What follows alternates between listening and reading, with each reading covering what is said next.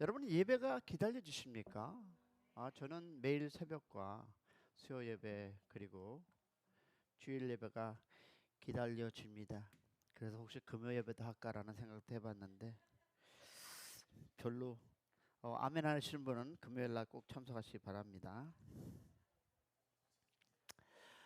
자, 그래서 우리 오늘 제목을 가지고 오늘 말씀 안에서 함께하는 공동체라는 제목으로 우리 사도행전을 통해서 우리 한번 말씀 나눈 시간 갖게 원합니다.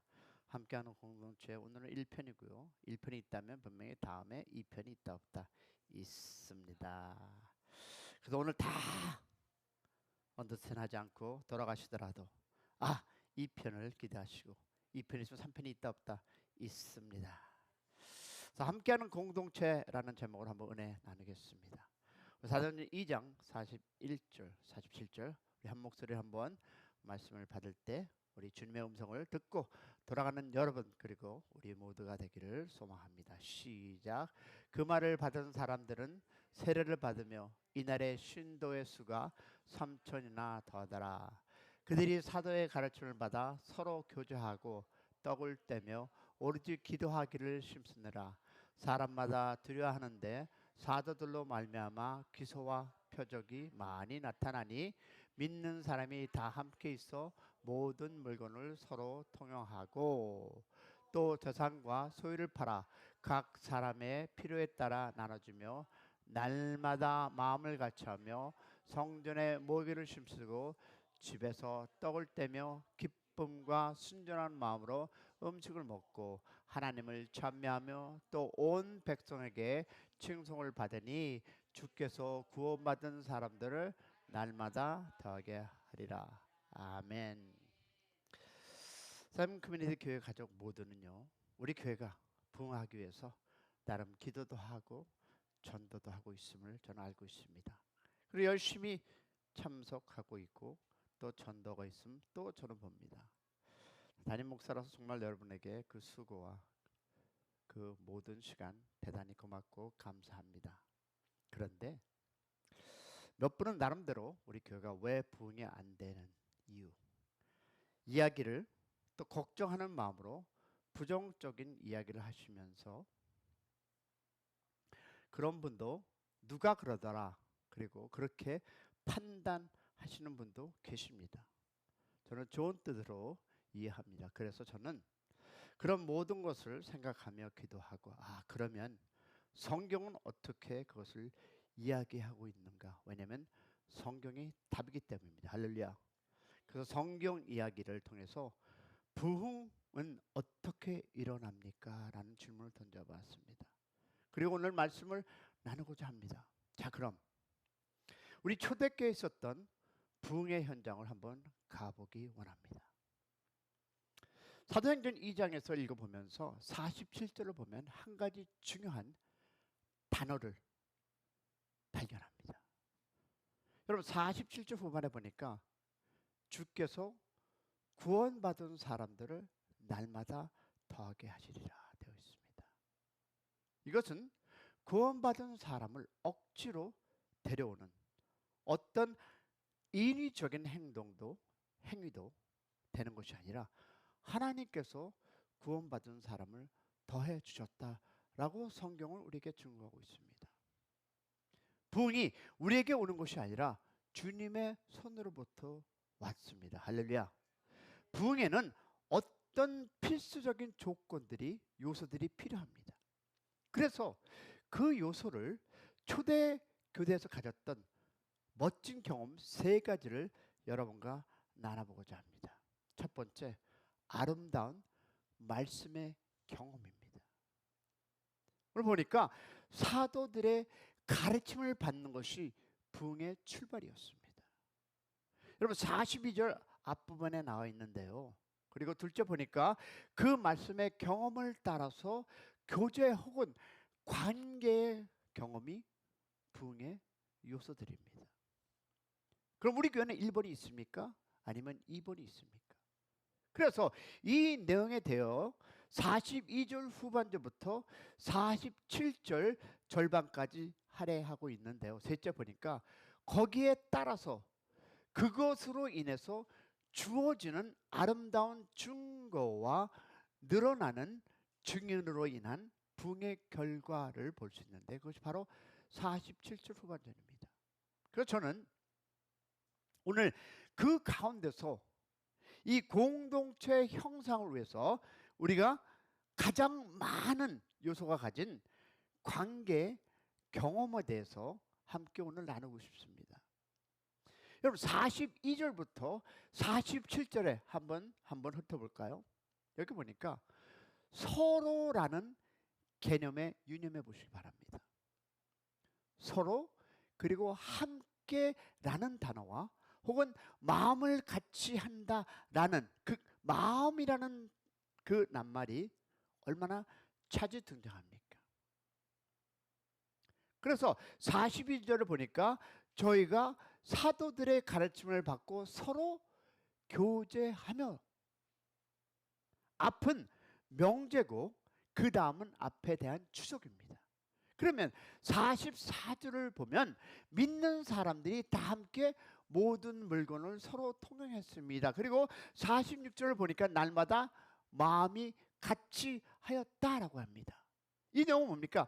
서로 함께라는 개념을 잘 설명하고 있습니다. 그러면 46절 마지막에 뭐가 나옵니까? 기쁨과 순전한 마음으로 음식을 먹고, 즉 서로 함께 음식을 먹고 있습니다. 그러면 42절에 서로 교제하며라는 표현보다 47절에 하나님을 찬미라는 표현까지 다 함께하고 같이 하면서 마음을 하나로 묶어주는 관계의 경험을 하고 있습니다. 교회는 여러분 관계입니다. 관계는 공동체, 여러분 산소와 같이 피와 같이 소중합니다.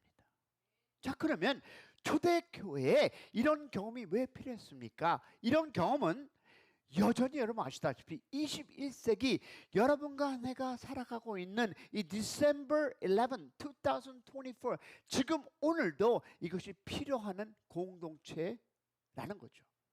그렇습니다. 여러분, 관계만큼 그리스도인 사이에서 중요한 것이 없기 때문입니다. 오늘 우리의 삶 가운데서 우리의 공동체가, 관계가 풍성해지기를 원한다면 정말 주님께서 성령의 역사하심을 우리 안에 풍성한 감정 지수가 높아지기를 원해야 합니다. 여러분, 감정 지수와 관계 지수가 높아진 공동체가 부흥하는 공동체입니다. 할렐루야. 반대로 여러분, 이래서 정죄하고 저래서 왕따 놓고 그래서 미워하면 감정 지수와 관계 지수가 낮아져서 공동체가 부흥하지 못하는 공동체가 되는 거 아니겠습니까? 훌륭한 관계를 위해서 필요한 것이 무엇일까요? 이 교회가 필요한 것이 무엇일까요? 어떻게 해야만 이 교회가 부흥할까요? 관계 지수를 높이는 첫 번째 요소는 여러분, 떡을 떼며 교제하는 것입니다. 여러분, 42절을 보니까 서로 교제하면서 떡을 뗀다라고 나와 있습니다. 여러분, 흥미로운 것은 교제의 문화의 첫 번째 출발은 여러분 기도가 아니었습니다. 떡 떼는 거였어요. 음식으로 일하고 섬기는 분들, 멋지게 봉사하는 것 때문에 아주 뿌듯한 기쁨을 얻으시기를 축복합니다. 여러분, 부엌에서 해주는 그 일이 교제의 첫 출발이며 가장 아름다운 일입니다. 할렐루야. 오늘 본문이 그 사실을 밝혀주고 있습니다. 떡을 만들고 떡을 뗄 수 있도록 준비하는 그 자체가 얼마나 아름다운지 오늘 분명히 본문은 말하고 있습니다. 여러분, 이 떡을 떼는 것이 무엇입니까? 저는 오늘 여러분과 함께 아름다운 교제, 아름다운 만남이라고 하는 이 부분에 관해서 대략 6가 원칙을 가지고 여러분과 함께 말씀을 나눕니다. 우리 다 아시죠? 육가 원칙. 언제, 어디서, 누가, 무엇을, 어떻게, 왜. 경찰 리포트 했을 때 이 육가 원칙이 들어가지 않으면 퇴출당합니다. 다시 쓰라고 합니다. 그런데 여러분 여기서 플러스 하나 더 얘기하겠습니다. 그것은요, 그 결과까지 합해서 7화 원칙을 한번 여러분과 나누겠습니다. 자, 그 중에 떡을 떼는 것이 무엇이고 왜 그랬으며 언제 어디서 어떻게 떡을 떼었는지를 본 다음에 그 결과를 여러분과 한번 나눠보려고 합니다. 첫 번째 보니까 떡을 뗀다는 것이 무엇입니까? 여러분, 떡을 뗀다는 것이 무엇입니까? 오늘 본문 가운데 떡을 뗀다는 것은 두 가지 의미가 있는데요. 하나는 예찬과 성찬의 의미가 같이 섞여 있습니다. 우리가 주일날 점심 때 모여서 먹는 식사는 예찬의 의미가 있습니다. 우리가 모여서 하는 성찬은 떡을 떼며 갖는 애찬보다 더 중요한 의미가 있습니다. 그러면 먼저 저는 여러분과 애찬의 의미가 무엇인지 나눠볼게요. 자, 점심 때 사랑하는 사람들과 같이 식사하면 정말 기분이 좋지 않습니까? 같이 음식을 먹으면서 서로 교제합니다. 주일날 한 끼를 때우면서 먹는 게 아니라 공짜로 주기 때문에 먹는 것이 아니라 교회에서 주는 것은 맛있더라. 왜? 공짜니까 라고 그러는 분도 있습니다. 그렇게 말하는 사람이 있을 수도 있습니다. 그러나 본질은 그게 결코 아닙니다. 성령의 감동으로 주어진 교제의 첫 번째가 떡을 떼는 것이기 때문에 점심을 같이 먹는 것입니다. 믿으시면 아멘. 저는 큰 교회를 손가락질는 것이 아니고 제가 큰 교회에서 담임을 해봤기 때문에 1400명 교회에서 해봤는데 여러분 국수 하나 나눠주고 먹고 갑니다. 저는 그게 교제라고 보지는 않습니다. 여러분 서로 교제해야 합니다. 떡을 떼는 것은 서로의 마음을 열어주는 엄청난 효과가 있습니다. 할렐루야. 여러분 떡을 떼다 보면 내 속에 있는 이야기가 나옵니다. 그리고 다양한 습성이 나옵니다. 먹다 보면 빨리 먹는 분이 있는가 하면 천천히 먹는 분이 있음을 알게 됩니다. 삶에 다양한 이야기가 묻어나옵니다. 격려가 있고 나름이 있습니다. 삶을 나누다 보면 하나님께서 이 공동체의 줄기를 어떻게 더 강하게 아름답게 서로 엮어주십니다. 할렐루야. 그리고 또한 성찬 의미가 있습니다. 성찬을 통해서 하나님께서 놀라운 은혜를 허락해 주십니다. 할렐루야. 여러분 성찬은 보통 세 가지 의미가 있습니다. 하나는 과거의 의미와 현재의 의미와 미래의 의미가 있습니다. 과거의 의미는 뭡니까? 주님의 죽으심을 기억하는 것. 왜냐하면 고린도전서 11장에 분명히 말씀하기를 그의 죽으심을 기억하라 라고 선포했습니다. 나를 위해서 피 흘린 주님의 은혜를 기억하는 데부터 감사가 나옵니다. 할렐루야. 또 한 번 뭘까요? 성찬에는 현재의 의미가 있습니다. 예수 그리스도 주님이 우리 가운데 임재하셔서 십자가의 은혜로 우리가 다시 들어가서 주님의 은혜로 축복, 회복됩니다. 아멘. 그러면 주님과 만나고 하나 되는 현재 의미가 있습니다. 뿐만 아닙니다. 미래의 의미도 있습니다. 주님께서 우리에게 말씀하실 때에 우리에게 이렇게 얘기했죠. 내가 이제 포도나무에서 난 그 음료는 내가 다시 와서 너희를 만날 때까지 절대 먹지 않겠다. 그 말씀은 무슨 표현입니까? 주님이 이 성창식의 미래 재림 때까지 보류하고 계심을 뜻합니다.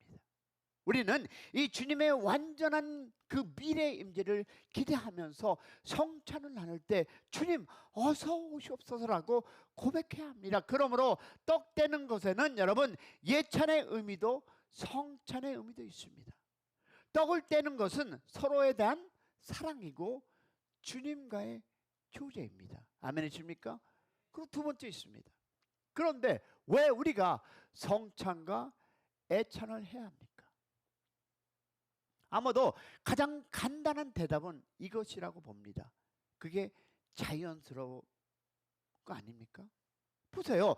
성령께서 우리 안에 임하시고 역사하니까, 성령 충만하니까 모이는 게 너무 좋아서 그와 같이 우리가 헤어지지 말자, 떡떡대면서 주님을 죽음을 기억하자, 이런 이유가 아닙니까? 여러분, 그냥 음식 먹고 가서 맛있어가 아니라 주님이 오는 그날까지 서로 교제하며 떡대고 주님을 기약하는 것이 여러분 우리 교제의 목표입니다. 할렐루야. 우리가 환경도 다르고 배경도 다르고 서로 성격도 다르고 다른 사람들이 온 천지 사방에서 모여서 예루살렘에 각처 있습니다.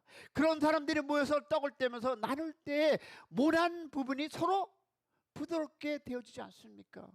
우리가 떡을 떼면서 우리 교회가 여러분 먹고 마시고 감사하는 것은 여러분 그 모진 그 못난 부분이 서로 부드럽게 되고자 하는데, 우리도 사방팔방에서 살다가 모르는 동네에서 살다가 우리 교회 왔지 않습니까? 이런 아름다운 교회가 되기를 소망합니다. 제가 예를 한번 들어볼까요? 이러다가 오늘 또 우리 와이프한테 쫓겨나지는 않겠지만, 저와 제 아내는요 참 다릅니다. 여러분, 여자와 남자라는 것 때문에 다른 것 외에는 먹는 습관이 참 다릅니다. 저는요 배고프면 지금 거의 안 합니다. 지금 제가 배고플 때 제 아내에게 빵 먹자라는 그 얘기를 거의 안 합니다. 피자, 스파게티 먹으러 가자는 말 잘 안 합니다. 왜냐하면 저희 아내는요 한국 음식, 그것도 쌀밥을 좋아합니다. 여러분 보세요. 이렇게 한 가지만 달라도 서로 적용할 때까지 힘이 듭니다. 그런데 온갖 종류의 사람들이 공동체에 있으면 어떻겠습니까?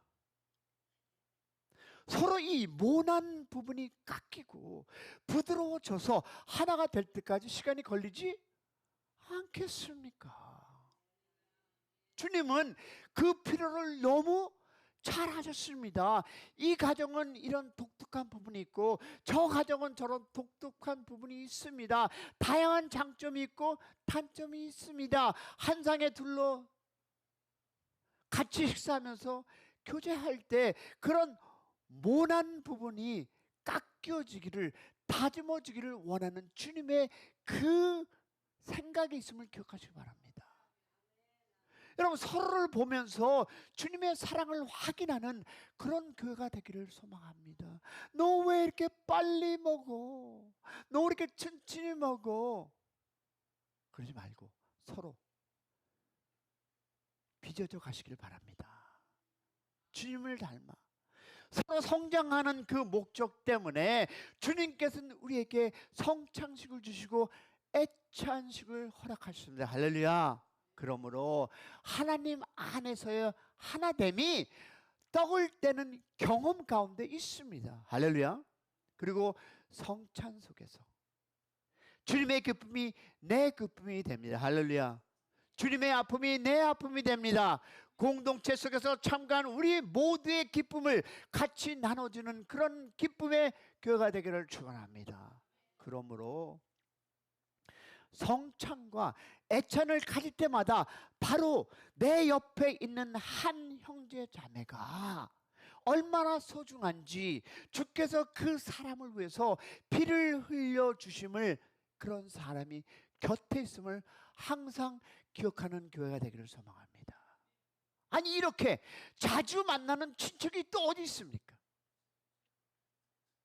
수요일, 주일, 새벽 기도회, 누가 얘기하기를 금요까지. 어느 친척이 이렇게 자주 만나는 친척이 있습니까? 한번 보십시오. 부부와 자녀 외에 이렇게 자주 만나는 사람 없습니다. 자녀도 여러분 솔직히 요새는 이제 1년에 한 번, 두 번 만날 때가 있습니다. 예수 그리스도 안에서 하나된 공동체가 은혜를 서로 공유하면서 같이 성장해 나가기를 축복합니다. 여러분, 가정은 자연스럽게 모여서 예수님의 감동을 함께 나눕니다. 할렐루야. 여러분, 이것이 우리 샘 커뮤니티 교회 가족 아닙니까? 우리 같이 자주 만나는 사람이 어디 있습니까? 매일마다 봅니다. 땡큐. 오늘은 그랬죠? 네. 셋째, 보면 떡을 떼면서 갖는 결과는 무엇일까요? 여기에는 여러분 5가지 축복이 있습니다. 첫 번째 축복은 주님의 특별한 임재입니다. 여러분, 형제가 서로 사랑하고 있는데 부모의 마음이 어떨까요? 황홀하지 않겠습니까? 자기 자식들이 서로 사랑하면 부모가 최고로 기뻐하는 법 아닙니까? 효도 받는 것보다 기분 좋지 않습니까? 비행기로 해외여행 보내주는 것보다 기분이 좋지 않습니까? 뭐 딸이나 아들이 엄마 내가 커서 해외여행 보여줄게라고 말하는 것보다 자기들끼리 우애하고 사랑하는 것이 여러분 최고의 선물 아닙니까? 그러면 우리 아버님, 우리 하나님 아버지의 마음도 그렇지 않겠습니까? 그렇습니다. 우리끼리 서로 사랑하면 주님의 마음이 흐뭇하다 안 하다 합니다. 그러면 주님께서 우리에게 뭘 주시겠습니까? 내가 너와 함께 하기를 원한다. 내가 너와 함께 하면서 내게 축복을 물 붓듯이 부어주기를 원한다. 할렐루야. 하나님께서 축복받지 못하는 이유가 뭘까요? 서로 싸우고 질투하고 멀리하기 때문이 아닐까요? 냉랭한 공동체를 어떻게 축복하시겠습니까? 하나님께서 사랑하고 서로 뜨겁게 교제하고 있는 그것을 보면 어찌 하나님께서 물 붓듯이 복을 내려주시지 않겠습니까? 여러분, 베드로전서 1장 21절에 이렇게 말합니다. 너희가 주의 말씀을 사랑함으로 깨끗하게 사랑하기에 이르렀으니 이제는 피차 뜨겁게 사랑하라고 말씀합니다. 그 말씀처럼 주께서 이 가운데 엄청난 복을 물 붓듯이 부어주리라 믿습니다. 그리고 여러분 보니까 두 번째입니다. 축복은요, 주님의 용서와 무엇이? 치유의 역사입니다. 여러분, 잘못된 성장식 때문에 범죄해서 벌받은 역사도 있는가 하면 놀라운 성창식의 은혜 때문에 병에 치유되는 놀라운 은혜도 있었습니다. 할렐루야. 여러분, 성창식은요 놀라운 은혜가 있습니다. 그리스도교는 매주 합니다. 우리는 그래도 일주일에 한 달에 한 번 하려고 노력하는데 여러분, 성찬식은 여러분 특별한 명령입니다. 특별한 명령이라면 거기에 특별한 축복도 함께 따라 나옵니다. 할렐루야. 그러면 여러분, 축복, 즉 특별한 축복이 무엇일까요? 우리가 범죄했을 때 용서받는 축복, 내가 연약할 때 강건함을 받는 축복, 내 상처가 치유받는 놀라운 축복, 주님께서는 그 축복을 떡대는 교제 속에서 이렇게 감춰두었습니다. 할렐루야. 그 놀라운 일들이 일어나게 해주십니다. 바로 공동체 속에서 상처받은 자들이 일어나는 역사를 기대하시기를 소망합니다. 병든 자들이 일어나는 축복을 기대하시기를 소망합니다. 여기서 떡대며 기도할 때 그 기도가 응답받는 역사가 일어나기를 축원합니다. 이 일을 위해서 저는 여러분 아침마다 기도하는 게 있어요. 주님, 우리 공동체가 서로 뜨겁게 사랑함으로 우리 하나님께서 이 공동체 위에 물 붓듯이 복을 주시고 치유받는 역사가 일어나게 하여 주십시오라고 기도합니다. 그러면서 여러분의 이름 한 사람 한 사람 기억하며 기도하고 있습니다. 왜? 이 공동체가 하나님 안에서 은혜 받고 이 공동체가 하나님의 사랑으로 나눌 때 하나님은 우리 이 교회 여러분의 가정에 물 붓듯이 축복을 주시리라 믿습니다. 믿습니다. 세 번째 축복은 뭡니까? 새로운 언약의 귀한 신분을 확인해 주는 축복입니다. 여러분, 성찬과 애찬을 통해서 신분에 확정되는 경험을 갖습니다. 성찬을 나누면서 내가 어떤 신분의 사람인가를 확인할 수 있습니다. 그리고 교제를 나누면서 자녀의 신분을 다시 회복하는 자신감을 갖습니다. 그런 자유를 선포하는 놀라운 역사가 성찬식 속에 숨겨 있습니다. 애찬식을 통해서는 가족끼리 같이 화목하며 서로 회복을 시켜주는 은혜를 체험합니다. 할렐루야. 네 번째는 뭘까요? 네 번째 축복은 서로가 갖는 펠로십, 효과입니다. 여러분, 성찬과 애찬을 통해서 우리는 예측할 수 없는 시너지 효과를 갖습니다. 1 플러스 1은 2가 아니라 5도 되고 10도 되고 100도 되고 200도 될 수 있습니다. 함께 모인 자리에 성령께서 함께 계시면서 우리를 축복해 주실 때 우리 인간 에너지만 모아집니까? 아니죠. 하나님의 에너지로 우리를 채우십니다. 할렐루야. 능력을 경험하는 일이 일어납니다. 격려와 위로를 받습니다. 동일한 싸움을 싸우는 동지의식을 공유합니다. 할렐루야. 서로 힘을 불어넣어줍니다. 다섯 번째 뭘까요? 미래에 대한 소망입니다. 여러분, 성찬과 애찬을 미래를 보게 합니다. 자, 주님께서 언제 오실까? 우리를 언제 데려가실까? 여러분, 신랑을 만난 기쁨이 이 성찬과 예찬의 중심으로 흐르고 있습니다. 여러분, 소망이 있는 사람의 발걸음은 흐느적거리지 않습니다. 꿈이 있는 사람은요, 발을 질질 끌지 않습니다. 마음속에 비전 있는 사람은 생활 가운데 어떻게 낙태해지지 않습니다. 가끔 나타남이 있어도 다시 일어나는 것은 소망이 있고 꿈이 있기 때문입니다. 할렐루야. 우리가 주님 오시는 그날을 절실히 바라볼 수 있다면 어떤 고통과 눈물도 우리를 좌절시킬 수 없습니다. 성찬과 예찬에 임하는 그 임재는 미래의 완전한 임재를 기대하게 됩니다. 아멘이십니까? 여러분, 이 말씀 다시 한번 이 5가지 경험이 바로 떡을 떼며 경험할 수 있는 축복입니다. 그저 먹고 맛있어가 아니라 이 떡을 떼면서 하나님 안에서 교제하는 그런 성도가 되기를 축원합니다. 우리 교회가 바로 이런 경험이 있기를 축복합니다. 우리 교회가 모일 때마다 함께 떡을 떼면서 주님의 임재를 나누는 교회가 되기를 축복합니다. 한 마음으로 서로 뜨겁게 사랑하고 서로 사랑해서 온 사람들이 우리를 볼 때 저들이 저렇게 사랑하는 이유가 뭔가를 물어보는 공동체가 되기를 소망합니다. 여러분, 이것이 교회의 출발이고 이것이 우리 교회가 할 것입니다. 이렇게 멋있는 예수님의 나눔을 온 세상에 알리는 귀한 축복이 우리 공동체 안에 임하기를 간절히 소망합니다. 이럴 때 우리 교회가 부흥하는 것이지, 모이면 많이 오면 뭐합니까? 서로 싸우고 비난하고 손가락질하면 어떤 일이 있는지 여러분은 아시지 않습니까?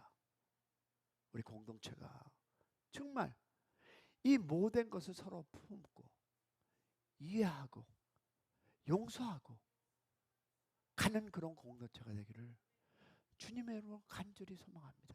그래야 교회가 부흥하는 것입니다. 왔다 가는 이유가 무엇입니까? 만나서 쓸데없는 얘기 하니까 찢어지는 거 아닙니까? 그렇다고 또 전달하는 그것도 그만하시고 이제 공동체가 정말 주님 안에서 사랑으로 떡을 떼며 나누는 기도하는 그런 교회가 되기를 주님의 이름으로 소망합니다. 그리고 부탁합니다. 그리고 공동체가 이런 공동체가 돼서 이 교회가 부흥하는 역사가 주님 안에서 성령이 임재하고 임재하는 역사에 떡을 떼고 나누는 그런 공동체가 되기를 다시 한번 여러분에게 부탁하며 소망하며 우리 기도하겠습니다.